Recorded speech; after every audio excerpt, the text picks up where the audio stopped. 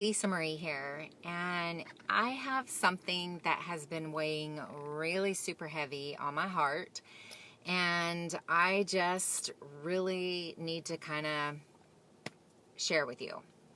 If you or someone you know has just recently had a bariatric or weight loss surgery, and by your understanding, looking at them and or what they're doing, hey Tammy, it looks like they aren't changing. They aren't following the rules. They they're choosing unwisely. And if that's you,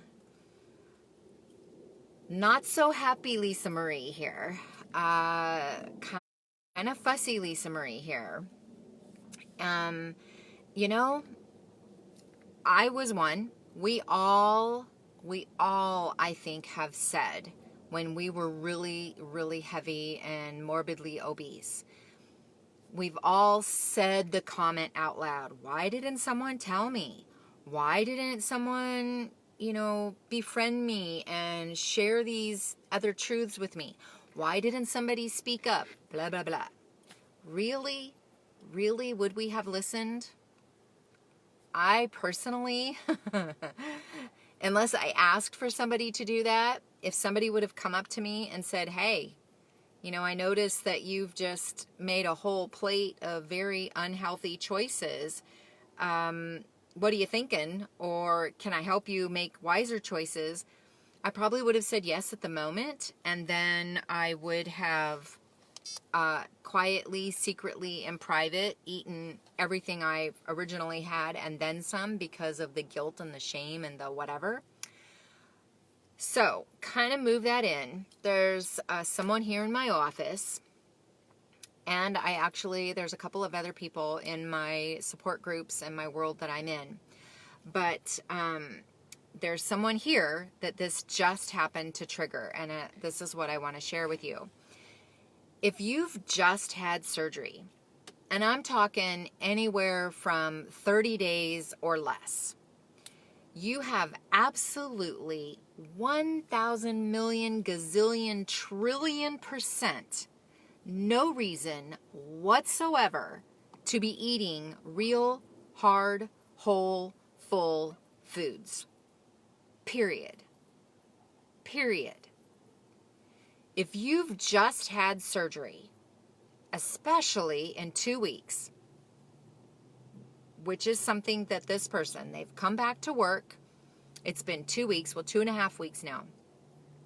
It's been 2 weeks since their surgery, and they are choosing to eat foods that require a lot of chewing, a lot of digesting, and is not on plan. It is not on any doctor's plan. I don't care if you had your surgery in Mexico like me, or if you had your surgery in the United States, or if you've had your surgery in India, Australia, anywhere. It doesn't matter. There is not one legitimate doctor that will tell you, you're fine, you're all good, go eat whatever you want. It's not true. It's a lie. It's a lie if someone has told you that, and it's a lie if that's what you're telling yourself. Now, this person, I don't know super well, but my heart was hurting so bad when I saw what was going on and the comments that they were making that I prayed and prayed and prayed, and then I pulled them aside privately.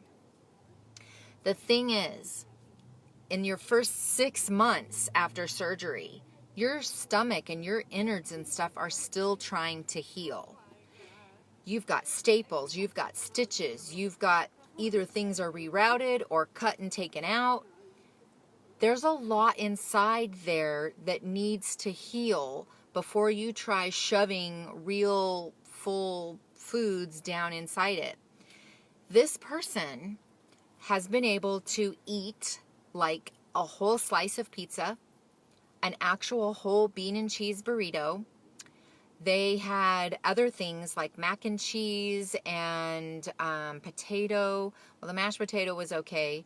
Actual chicken, an enchilada. They had all kinds of crazy stuff on their plate. And they made the comment that, I don't understand. I had this surgery and I can still eat anything I want. I thought I wasn't going to be able to eat very much or anything, and that this would help me. I about had a coronary and passed out. I watched, I listened.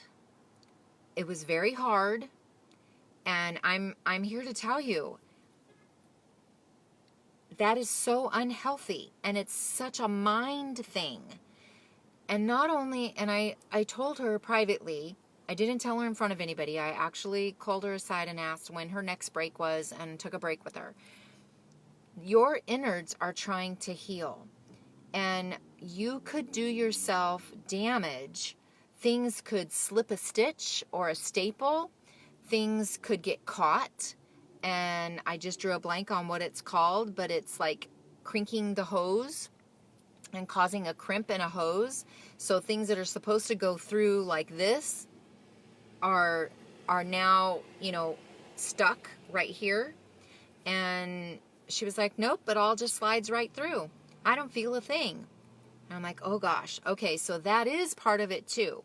Remember, when our whole stomach is like this and all of the nerves that are around it, when it gets cut and part of it gets taken away, and then this part's going to be wrapped around and sewed up together, all these nerves aren't connected exactly with each other. So some of us never really have a hunger feeling. There's people that are 5, 7, 8 years out and they still don't have a hunger feeling, and that's because the nerves that gave you that sensation before have found a different home and they're not connected.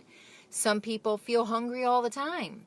A lot of it is in your head, but a lot of it is those nerves that have reconnected somewhere else. So I explained this to her, and she was like, yeah, nope, it just doesn't matter. This surgery didn't work for me. And I said, can I ask you something? And she was like, well, yeah. And I go, it's actually personal. Can I actually ask you a personal question? She thought for a minute and she said, yes. And I said, why did you have this surgery? What was your reason to have weight loss surgery? And she said, because I want to be skinny and I want to be able to do things. And I said, all right, leading to being thinner, skinny, and healthy, what activities actually were you willing to do that would lead to that? She's like, well, I thought I wasn't going to be able to eat, and that would solve all my problems. I said, what else is on your list? What are things on your list that you felt you were going to have to change in order to be thin and healthy? And she said, I thought I would just have to make sure I ate in moderation. I said, so anything you want, fat, fried, greasy, cheesy, sugary, whatever, as long as it was in moderation. Do I have that right? And she said, yes. And I said, do you know any people who've had weight loss surgery? And she said, yes. And I said, and all of the people that you know, have they been successful or have they regained some, most, all, or more of their weight? And she thought for a minute. And she's like, well, I know several people. I said, okay, so putting them in that category of success, not success, keeping weight off, gaining a little, gaining a lot, gaining more, where do all of the people you know fall? And she said, honestly, they've all gained their weight back and then some. And I said, by chance, did you talk to any of them prior to your surgery? And she said, no. I thought I would be different. I believed I would be different.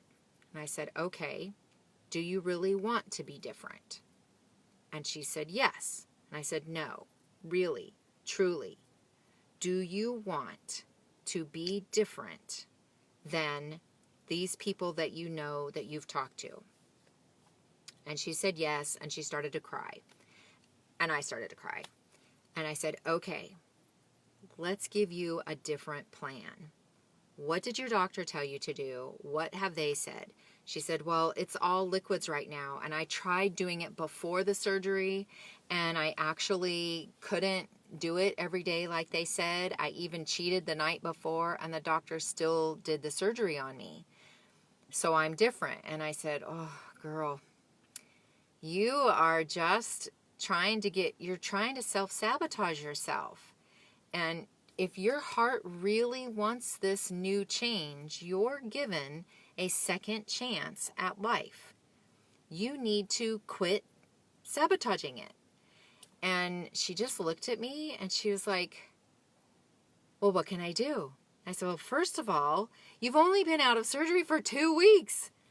Stop all of this whole food. But it's Christmas and it's parties. I said, so what? You need to bring soups or pureed things, soft, mushy things. You need to bring the things that are going to be conducive of healing your innards.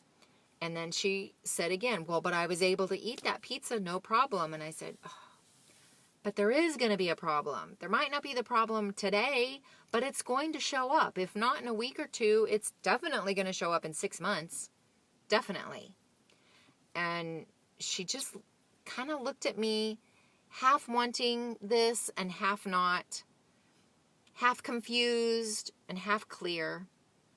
And I gave her my actual cell phone number, and I said, please, please, I don't care what it is you're getting ready to put in your mouth. Text me a picture of what it is and tell me what's going on. And I'll let you know if that's something that's good and healing for your tummy or not. And she has texted me 2 more times today. And it's been unwise choices both times. And what is actually leading to these choices is that she didn't plan or prepare or bring anything. She thought she could just do whatever everybody had around her. And so after this last one, I said, you have to plan and you have to prepare. And I gave her some samples of what I do and what I've done, and asked her what she had at home that would be good for her. And I said, your fat brain is lying to you. And it's trying to trick you into believing that you can still eat and put away all of this crap and it's not going to make a difference. It will make a difference. Look at the people who you have said have regained all and or more of the weight that they lost. You will be in that same category if you don't change this. And I'm saying it right now. I'm telling you, if you have fallen into that, you know what you got to do? You got to break up with fat brain. You have to break up with old you. If you think like a boss, then you need to fire old you. You need to fire fat you. Break up with fat you. They are not doing you any favors. They are not doing you any good. They are not healthy. They're full of lies and deceit and corruption. That is not who you want to be with. That is not who you want to spend the rest of your life with, is it? I didn't. I don't. And every now and then, she comes back and I have to break up with her again. My heart is just breaking. Hey, Miss Ivy, if you are falling into this, if you're new from surgery and you're trying a whole bunch of things that are not written out on the plan from your doctor, knock it off. Knock it off. It is not going to be to your best benefit for your future. It's not. And especially if you thought this out and you made the choice to have this surgery and now you're sabotaging it, like this early on, if you think you had a hard time getting to this point, well, let me tell you, it is going to be an even harder road coming up, because it's the brain. It's the thought process. It's the brain. And you can't keep doing that. You can't. It's not good for you. You cannot do it. I am here. Message me privately. Text me. My number is a bazillion places. I can't always answer while I'm at work, but when I take breaks, I can see, and I will totally answer you as fast as I can. But pray for this young lady. Pray, pray, pray, pray, pray for her. I'm praying that she does what I suggested, and I'm right there to help her, because I know, I know, I've been there. I know. And if you're there right now, I know. I do understand. I do know. But it's a lie. It's a lie that is not going to benefit you and your health for the future. So, the hard questions are, we have to ask ourselves this. Sometimes we have to break up with ourselves and break up with our old habits, and it's okay, because God has something bigger and better planned for us. So, sorry I'm a little more serious and a little hard, but dang it, why would you go through all of this surgery and the cost and some people the pain and all these different things to not change and do the things that need to be done in order to get the things that you want? Okay? So thank you. Thank you for praying for her. Yes, pray that she educates herself, listens to her body, because I really think her body's been giving her some signals, but she's just really deaf to those signals.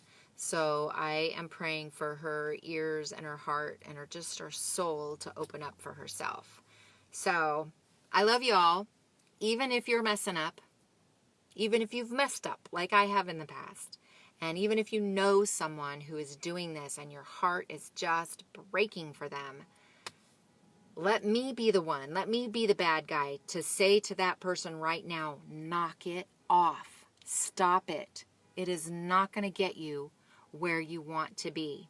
If you keep doing the same thing you've always done, you're going to get the same results you've always had.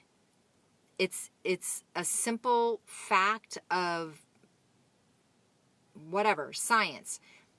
The only way to have something different and not be considered crazy is to do things differently than what you've done. Because if you continue to do what you've always done, you're always going to get what you always got. And if you want something different, you got to change it. You got to knock it off. You got to do something different. Okay? I truly, truly am praying for you. I truly do love you, and I really do care that you are successful and that you get all the world dreams that you want to have by having this surgery. But disregarding what the doctor tells you is not going to get you there. It's not. Okay? I'm praying for you. Talk to you later. Bye.